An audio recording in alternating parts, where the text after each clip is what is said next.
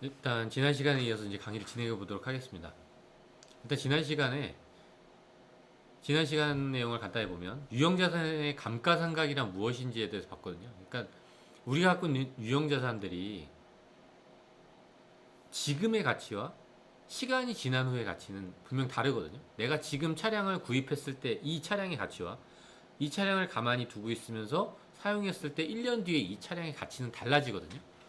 이런 시간이 지나면서 가치가 감소하는 거를 감가상각, 유형자산 감가상각이라는 형태로 표현하거든요. 가치의 감소분을.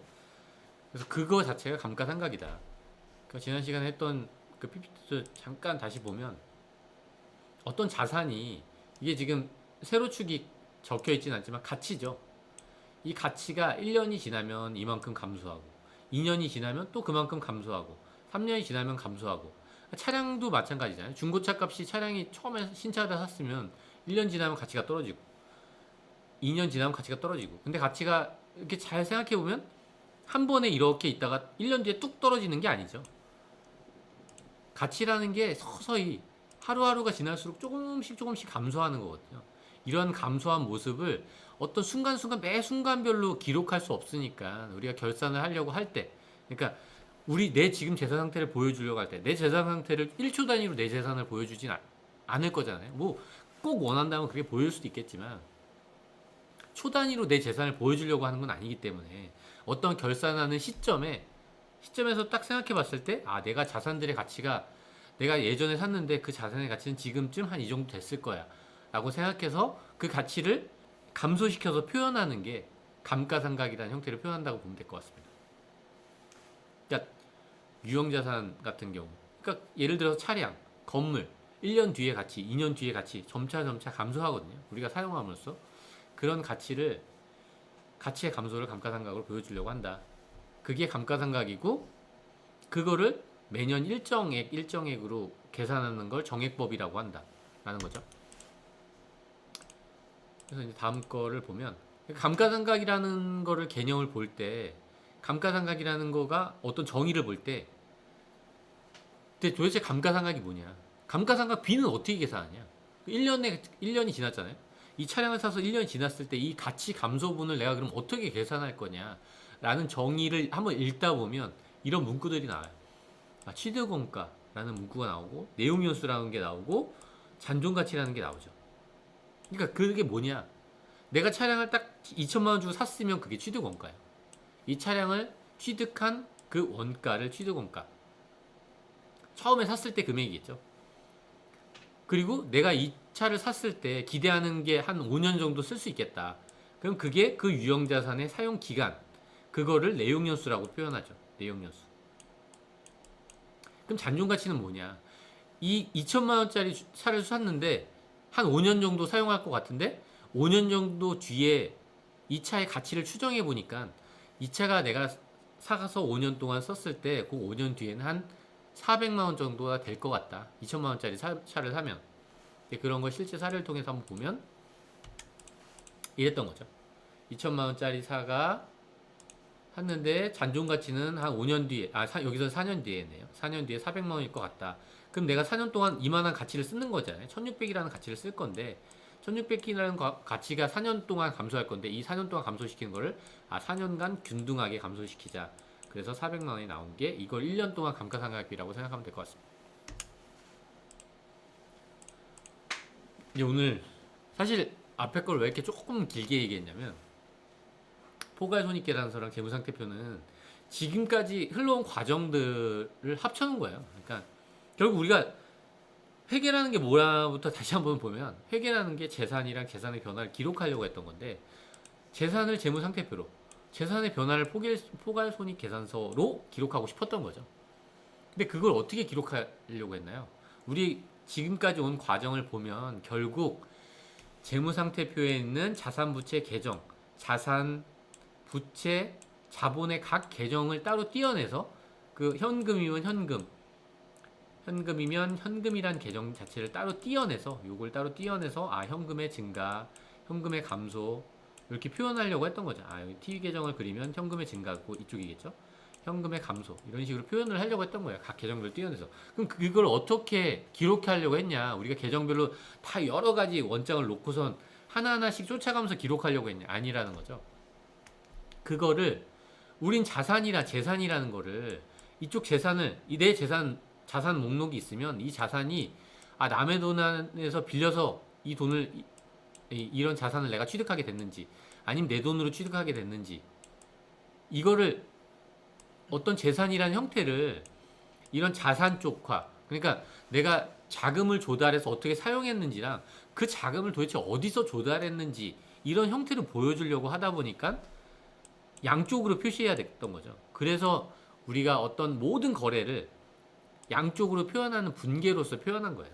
그 분계들을 합쳐서 재무상태표나 포괄손익계산서를 만들려고 하는 거죠.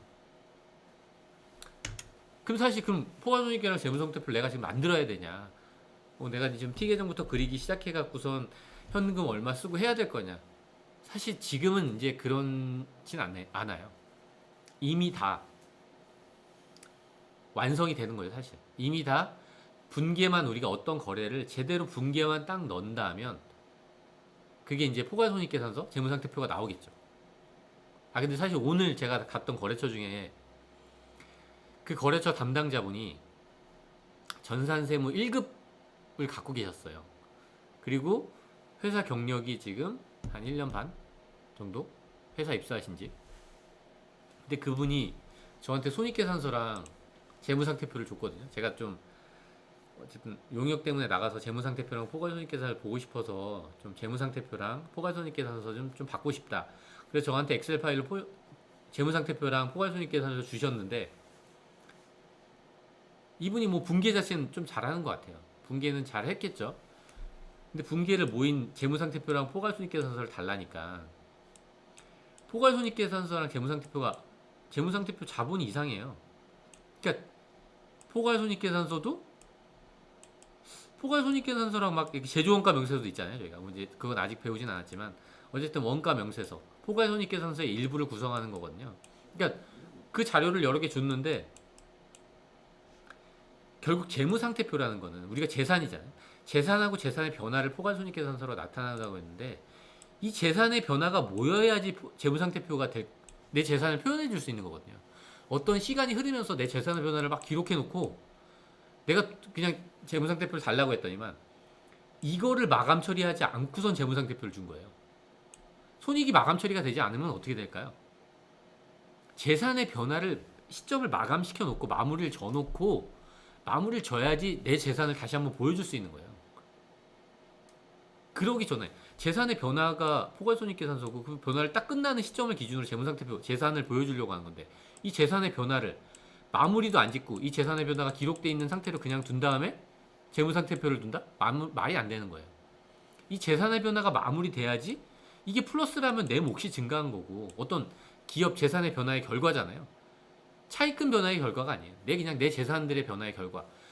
내가 기업을 해갖고 돈을 벌 수도 있고 수익으로 돈을 까먹을 수도 있거든요. 비용을 지출할 수도 있는데 이 결과물이 나와서 이 결과물을 다시 내 재산에 반영시켜야지. 재무상태표에 내 자본 쪽에 반영시켜야지만 비로소 이게 완성된 포괄손익계산서랑 재무상태표거든요. 이 개념을 전산세무 1급이지만 안타깝게 아직 없으신 것 같더라고요. 그러니까 이게 사실 우리가 분계라는 걸 했지만 아무리 전산이라고 하더라도 이 전체적인 흐름을 알아야 되거든요. 분계가 돼서 각 계정별로 잔액을 마감하지만 그 마감된 계정 잔액 자체를 손익계산서에 있는 계정을 다 마감했다.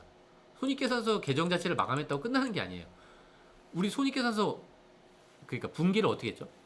손익계산서에 있는 수익이랑 비용밖에 우리가 한 분계는 없었어요. 이익이 우리 분계에 있었나요? 이익을 바로 분계하진 않거든요. 우리가 그 수익하고 비용의 결과물로 이익이 생긴 거고 이거를 재무상태표로 담아주는 이거는 아무리 전산이라도 작업을 마무리를 해줘야 돼요. 왜냐면 전산도 내가 이 회계기간을 어떻게 끊을지 모르거든. 담당자가 끊고 싶은 마음대로 끊을 수 있는 건데 끊어주고 재산을 봐야지. 끊지도 않고 재산을 보는 게 무슨 의미가 있을까요? 그러니까 결국 우리가 재산의 변화는 마무리돼야지 그 재산을 보여줄 수 있는 상태가 되는 거예요. 재무상태표로. 그래서 이걸 어떻게 작성하냐 자체를 지금 여기서부터 다 설명하는 거는 지금까지 챕터를 해온 결과물이에요. 이건. 그래서 지금 여기서 딱히 뭘 더 설명한 거는 없을 것 같습니다. 그냥 작성된 형태, 이게 포괄손익계산서 이렇게 작성되는구나, 그걸 한번 보면 될 것 같아요. 이제 드디어 처음 나왔죠. 기간이 이만큼 중요한 거예요. 언제부터 언제까지의 재산 변화냐, 이게 마감이 돼야지. 회계 처리할 때 당기순이익은 회계 처리하지 않아요. 자연스럽게 그냥 나오는 거지. 이건 회계 처리들이 모인 값이에요. 수수료 수익이라는 이 계정들의 변화가 모여갖고 잔액이 요만큼 남았는데 그 잔액을 여기다 기록한 거다. 계정 잔액을 마감시켰다. 그럼 이 금액은 딱 픽스가 되겠죠. 내가 급여라는 계정 잔액을 마감시키면 급여라는 계정에 급여라는 형태의 원장이 모였던, 급여가 증가하면 여기다 표시했을 거고 급여 감소하면 이쪽에다 표시했을 텐데 그냥 금액으로만 표시했겠죠. 여기 잔액인 거예요. 이쪽 차변 쪽 잔액. 차변 쪽 잔액이 20만 원이었는데 이 20만 원을 여기 그냥 적은 거죠. 이렇게 보여주려고. 이게 비용 잔액의 마감이에요. 비용 잔액들을 딱 마감하면 이쪽으로 와요. 이자 비용을 마감하잖아요. 그럼 5만 원이란 금액이 와. 여기까지는 그냥 와요. 이자 비용이란 계정 자체를 마감했을 때. 물론 이제 이 상태에서 나한테 손익계산서를 보여줘 하면은 이 금액이 나오죠. 근데 손익계산서를 보여준 거지 나는 아직 계산 상태를 보여준 게 아니거든요. 아까 좀 전에도 얘기했지만 이런 계정들을 마무리하고 이런 계정들을 마감하고 나서 이 손익계산서 자체도 마감을 해줘야 되는 거예요. 이 손익계산서 자체를 마감 처리하고선 마무리를 져줘야지 이게 재무상태표, 그 시점에 보여주려고 하는 재무상태표에 반영이 되겠죠. 그러기 전까지는 반영이 되는 게 아니에요.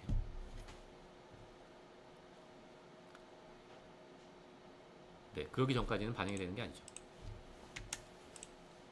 다음을 보면, 그러니까 보통 우리가 포괄손익계산서가 여태까지는 수익을 오른쪽에 표시하고 비용을 이쪽에 표시하긴 했지만 일반적으로 우리가 시중에서 보는 뭐 어떤 책자에 있는 손익계산서를 보여준다, 아니면 우리가 뭐 기업들은 공시하잖아요. 공시된 재무제표를 본다 하고 했을 때 일반적으로 포괄손익계산서는 이런 형태가 아니라 일반 사람들한테 익숙한 형태인 이렇게 위에서 아래로 보여주게 돼요. 그러니까 여기는 사실 지금 전이랑 다른 게 여기는 비용이라고 마이너스가 쳐지지 않았거든요. 왜냐하면 비용은 당연히 차변에 기록됨으로써 이게 마이너스인 거예요.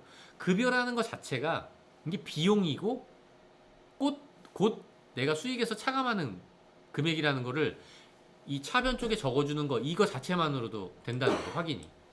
근데 이제 우리가 일반적으로 다른 분들은 이제 이런 게 익숙하지 않으니까 일반적으로 우리가 손익을 보여주려고 할 때는 이렇게 수익 쪽은 플러스를 표시하고 비용 쪽은 이렇게 마이너스를 한번 표시해주고, 비용 쪽은 마이너스, 플러스는 이렇게 그냥 표시해주고, 그래서 당기순이익을 이렇게 계산할 수 있게 이렇게 순서대로 표시하죠. 어떤 수익이 있었고 관련된 판관비가 얼마고, 그래서 영업이익이 얼마고 영업의 수익이 얼마다, 그리고 영업의 비용이 얼마라서 지금 당기순이익이 15만 원이다 라는 게 일단 이게 보고식 포괄손익계산서라고 보면 될 것 같아요. 그리고 다음으로 넘어가면 재무상태표는 뭘 거냐, 이것도 마찬가지예요. 우리가 여태까지 기록해왔던 과정, 현금이라는 계정을 여태까지 현금이라는 계정 안에 여기다 이쪽 차변에다가 증가하면 차변에 넣고 감소하면 대변에 넣었었죠. 이런 결과물들이 모여서 이렇게 잔액으로 남게 되는 거예요. 그래서 아까도 얘기했지만 이제 결산이라는 걸 다 했잖아. 분계라는 걸 다 넣게 되면, 분계라는 걸 딱 넣고 입력을 한다. 내가 분계를 딱 손익계산서에 재무상태표에 반영하라고 이제 전산에서 시키면 요런 계정 잔액들은 다 마감이 돼요. 왜냐하면 내가 이걸 분계를 했으니까. 분계의 결과물은 자연스럽게 합계가 돼서 이렇게 계정 잔액으로 들어와요. 이렇게 부채 계정은 부채 계정대로, 차입금, 미지급 부채 계정이거든요. 차입금, 뭐 이렇게 자본금, 처음에 내가 출자한 금액까지는 표시되겠죠. 근데 손익계산서 마감을 안 하면, 내가 언제까지 기간을 확정시켜 놓지 않으면 재무상태표는 이 금액이 안 들어오는 거예요. 그러니까 포괄손익계산서까지 마감을 시켜줘야지 이게 이익잉여으로서 15만 원 이쪽에 들어오고 재무상태표가 비로소 완성이 되는 거죠. 그러니까 재무상태표 자체가 이렇게 구성된다. 라는 것만 지금 보면 될 것 같아요. 사실 이걸 다시 뭐 하나하나씩 그려보면 그것만큼 좋은 게 없겠지만 여기서 지금 재무상태표를 완성시킬 만한 실력을 갖추려고 하는 게 아니라 회계라는 게 뭐다, 회계라는 게 뭐고 분계가 이런 식으로 표현된다 라는 게 지금 이 책을 통해서 알고 싶고 제가 알려주고 싶은 거라는 거죠. 그래서 사실 이 이상도 있지만 이 이상에 대해서는 제가 담아놓진 않았어요. 그래서 결국 포괄 재무상태표, 재산이랑 재산의 변화를 재무상태표와 포괄 손익계산서로 보여주려고 한다 라는 정도만 여기서 알면 될 것 같고, 한 가지 참 좋은 질문이 들어가지고 다시 한번 말씀을 드리면, 그러니까 급여라는 게 현금으로 주면 부채의 감소가 아니냐 라는 질문을 했어요. 급여라는 걸 내가 100만 원을 현금 100만 원을 줬어요. 그럼 이거 부채의 감소가 아니냐? 진짜 이거 질문하신 분은 이 수업을 제대로 들으신 분이에요. 급여를 내가 현금으로 주면 감소가 아니냐? 왜 이런 얘기를 했었죠? 지난번에 비용이라는 게 한 번에 발생하지 않는다고 했죠. 그분이 그렇게 말씀해요. 급여는 원래 줘야 될 돈 아니냐? 줘야 될 돈을 줬으면은 오히려 비용이 감소해야 되는 거 아니냐? 진짜 너무 좋은 질문이고 딱 맞는 말이에요. 근데 급여라면서 부채가 감소하지 않아요. 내가 줘야 될 돈은 분명히 늘어났어요. 내가 어떤 사람을 고용했을 때 한 달 동안 내가 300만 원을 주기로 했어요. 여기서 100만 원이긴 하지만 300만 원이라는 돈을 주기로 했으면 내가 이 사람이 1월 1일부터 근무했잖아요. 1월 1일부터 근무했으면 1월 30일이 되는 시점까지 점차적으로 내가 줘야 될 돈은 증가하는 거예요. 내가 줘야 될 돈 증가하는 거예요. 하루 일했어, 이 사람이. 내가 딱 채용했는데 하루를 일했어. 10만 원이 증가했죠. 내가 이 사람한테 적어도 10만 원, 지금 당장 퇴사해도 하루치 일당에 10만 원을 줘야 돼. 이틀 근무했어. 20만 원 줘야 돼요. 이렇게 해서 한 달을 근무하잖아요. 31일이 됐어요. 나는 매달 급여를 1일 날 줘. 그럼 31일이 되는 내 입장에서 봤을 때는 이 사람한테 300만 원을 줘야 되거든. 근데 1일 날 300만 원을 줬단 말이야. 그럼 부채의 감소가 아니냐. 진짜 맞는 말이고 좋은 질문인데 부채의 감소가 맞아요. 근데 31일 입장에서 제가 봤을 때 제가 줘야 될 돈은 어떻게 표시되느냐면 부채로 표시돼요. 맞아요. 31일 날 재무상태표를 그려본다면, 내가 31일 시점, 1월 31일 시점에 재무상태표를 그려본다면 급여를 지급하지 못한 거예요. 근데 여기다 우리가 부채에다 급여라고 적진 않아요. 급여라는 거는 내가 비용이 나간 거에 대한 설명인 거예요. 내가 돈이 나갔는데, 돈이 나갈 건데 나한테 비용이 생겼는데 이게 왜 나갔냐면 급여라는 것 때문에 나간 거예요. 내가 줘야 될 돈, 맞아요. 급여라는 걸 내가 줘야 된다는 마음속에 있을 수 있지만 우리는 부채를 회계상 표현할 때는 이거 줘야 될 급여를 뭘로 표현하냐면 미지급 비용이라는 걸 표현해요. 미지급 비용. 이것도 약속이에요, 사실. 그러니까 당연히 처음에 보는 입장에서는 이게 익숙하지 않죠. 맞아요. 그분 말도 정확하게 맞는 말이에요. 급여라는 것도 내 마음속에서 누군가한테 줘야 될 돈을 급여라고 생각하고 있으면 그것도 부채죠. 근데 우리는 급여라는 거를 발생할 할 때마다 줄 수도 있거든요. 마음에 담길 때마다 바로바로 주는 거예요. 그럴 수 있잖아요. 내 마음속에 현금으로 줄 수 있고 내가 급여 한 달치 일했어, 이 사람이. 그럼 내가 한 달 뒤에 준다고 약속을 할 수도 있고, 외상이죠, 이게. 지금 바로 현금으로 줄 수도 있어요. 그러니까 둘 다 급여잖아요. 내가 한 달 뒤에 준다고 급여가 아닌가요? 내가 지금 현금으로 줘도 그거 둘 다 급여거든요. 그러니까 이런 비용이 나가는 걸 설명하는 거예요. 비용을 설명하는 거라는 거죠, 결국. 손익계산서에 있는 비용을 설명하는 게 급여지, 지금 내가 가지고 있는 부채를 설명하는 거는 급여는 아니에요. 그래서 그 부채를 설명하는 걸 미지급 비용이라고 회계상 약속을 하는 거고, 여기다가 일시적으로 300이라는 게 생기겠죠. 한 달 근무하면 한 명이. 이제 조금 이해가 되시나요? 네. 그러니까 어쨌든 좋은 질문을 해주셔서 감사하고요. 그냥 이렇게 비용은 만들어지는 겁니다.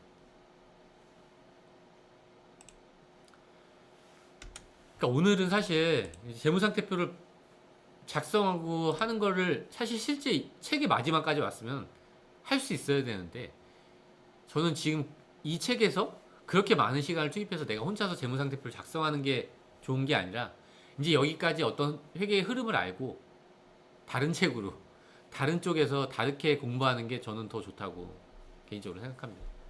그래서 여기서 뭐 작성 방법에 대해서 더 이상 다루지는 않도록 하겠습니다. 오늘은 여기까지 하는 게 아니라 마지막이니까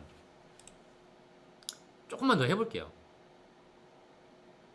그게 일단 오늘은 여기까지 하고 나머지는 마저 하도록 하겠습니다. 다음 시간에.